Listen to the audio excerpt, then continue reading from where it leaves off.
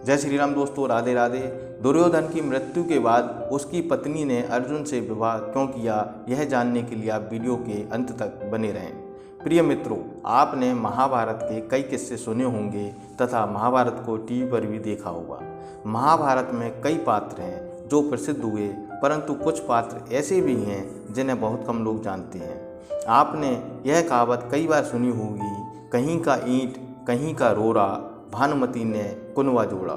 इस कहावत में जिस भानुमति का नाम लिया जाता है वह और कोई नहीं, दुर्योधन की पत्नी है। महाभारत ग्रंथ में पांडव, कौरवों, कुंती, द्रौपदी, गांधारी समेत कई विशिष्ट पात्रों का खूब जिक्र किया गया है, लेकिन इसमें दुर्योधन की पत्नी भानुमति का जिक्र बहुत कम किया गया है। लेकिन ऐसा नहीं है कि दुर्योधन की पत्नी भानुमति का जीवन एक सामान्य स्त्री की भांति गुजरा। भानुमति स्वयं अपने आप में महाभारत का एक अलग इतिहास है। कहानी शुरू करने से पहले जो मित्र हमसे नए जुड़े हैं वे चैनल को सब्सक्राइब कर लें तथा बेल आइकन को दबा दें। प्रिय मित्रों, बताया जाता है कि भानुमति कलिंग के राजा चित्रांगद की बेटी थी। भानुमति धरती पर द्रौपदी के बाद सबसे सुंदर महिला थी।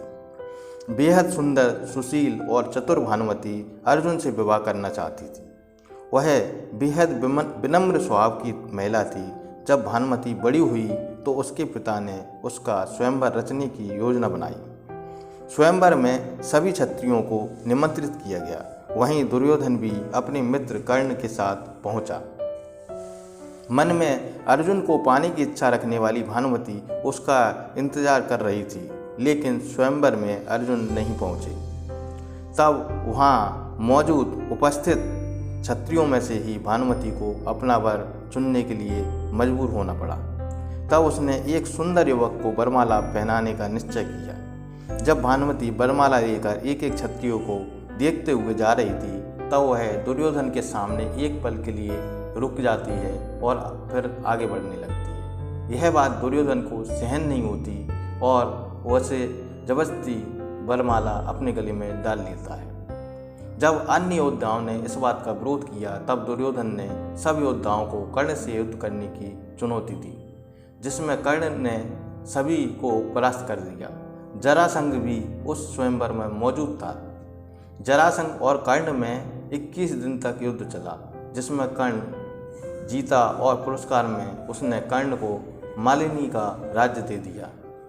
यह जरासंध की पहली हार थी।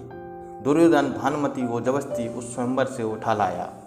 पहले भानुमति विवाह करने के लिए तैयार नहीं थी, परंतु अब उसके पास कोई और रास्ता नहीं बचा था, इसलिए उसने दुर्योधन से विवाह कर लिया। दोनों के 2 संतान थीं, पुत्र लक्ष्मण और पुत्री लक्ष्मणा। भानुमति के बारे में एक और ख़ास बात यह थी कि दुर्योधन उस पर बेहद विश्वास करता था। एक बार भानुमति और कर्ण शतरंज खेल रहे थे। भानुमति हार रही थी तो कर्ण प्रसन्न था।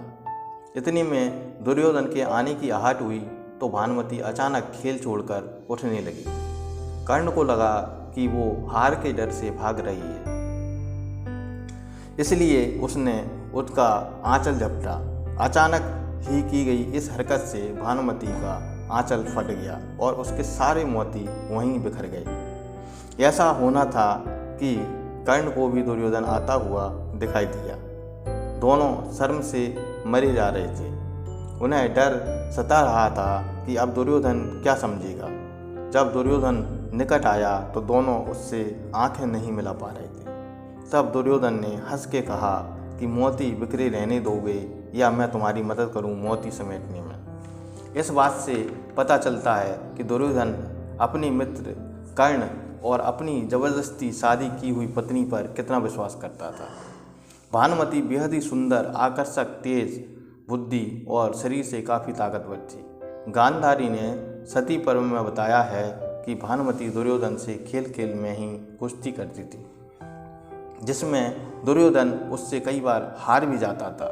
भानुमति के पुत्र लक्ष्मण की मृत्यु महाभारत युद्ध में अभिमन्यु के हाथों हुई थी तथा दुर्योधन की मृत्यु भीम के हाथों हुई थी। इस बात का भानुमति को बहुत धक्का लगा।